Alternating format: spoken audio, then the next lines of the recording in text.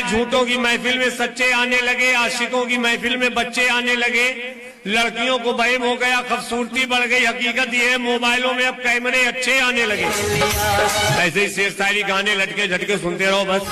आप ही तो कह रहे थोड़ा करीब आकर देख लो, देखने को वैसे नहीं है। अरे बहन जी आप दरवाजे खड़ी लो, उसी गली मारे। हमारी टिक्की का स्वाद इन बच्चों से पूछ लो, गोलगप्पे का स्वाद ये बच्चे सभी खा रहे हैं।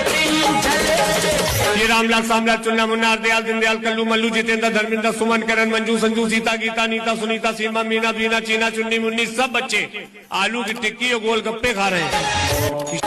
फैसिलिटी क्वालिटी का अनोखा बंधन, ताजगी और स्वाद का अनोखा संगम, खट्टी मीठी खटाई के साथ कई मसाले डालकर बनाई। जिसने भी खट्टी मीठी खटाई के साथ हमारी टिक्की। कहना है झूठों की महफिल में सच्चे आने लगे, आशिकों की महफिल में बच्चे आने लगे, लड़कियों को